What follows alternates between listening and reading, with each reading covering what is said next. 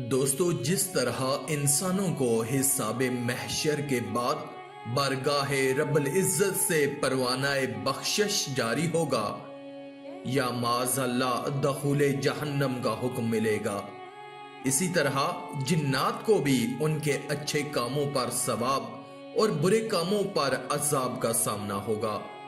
سورہ جن میں اللہ پاک ارشاد فرماتے ہیں، اور رہے ظالم وہ جہنم کے ایندھن ہوئے۔ حضرت سیدنا ابو طفیل رحمۃ اللہ فرماتے ہیں کہ زمانہ جاہلیت میں ایک جنیا یعنی جن عورت وادی ذی طوی میں رہتی تھی۔ اس کا صرف ایک ہی بیٹا تھا جس سے وہ بہت محبت کرتی تھی۔ وہ اپنی قوم کا شریف ترین نوجوان تھا۔ اس کی شادی کر دی گئی۔ جب اس کی شادی کا 7واں دن تھا تو اس نے ماں سے کہا کہ اے امی جان، میں دن کے وقت کعبہ کا طواف کرنا چاہتا ہوں۔ ماں نے اسے سمجھایا کہ بیٹا، مجھے تم پر قریش کے ناسمجھ لوگوں سے خوف ہے۔ اس نے کہا کہ میں سلامتی کی امید رکھتا ہوں۔ ماں نے اس کو اجازت دے دی تو اس نے شام کی صورت اختیار کی اور کعبہ کی طرف چل پڑا۔ اس نے طواف کے 7 چکر لگائے اور مقام ابراہیم کے پیچھے 2 نفل ادا کیے۔ پھر جب وہ واپس آ رہا تھا تو اس کے سامنے قبیلہ بنی سہم کا ایک نوجوان آیا جس نے اسے قتل کر دیا۔ اس کے قتل ہونے کے بعد مکہ میں گویا جنگ چھڑ گئی اور ایسا غبار اڑا کہ پہاڑ بھی دکھائی نہ دیتے تھے۔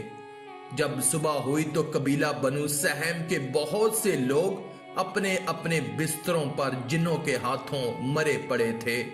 اسی طرح حضرت سیدنا عبداللہ بن زبیر رضی اللہ تعالیٰ عنہ فرماتے ہیں کہ میں ایک رات حرم شریف میں داخل ہوا تو دیکھا کہ چند عورتیں بیت اللہ شریف کا طواف کر رہی ہیں۔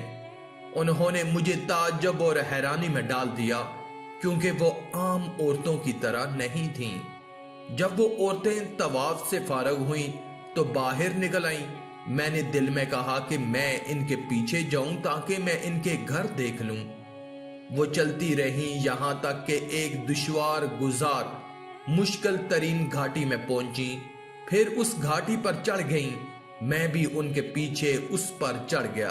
پھر وہ اس سے اتری تو میں بھی نیچے اتر گیا۔ پھر وہ ایک ویران جنگل میں داخل ہوئیں تو میں بھی ان کے پیچھے داخل ہو گیا۔ کیا دیکھتا ہوں کہ وہاں کچھ مامر افراد بیٹھے ہوئے ہیں۔ انہوں نے مجھ سے پوچھا کہ اے ابن زبیر، آپ یہاں کیسے آئے؟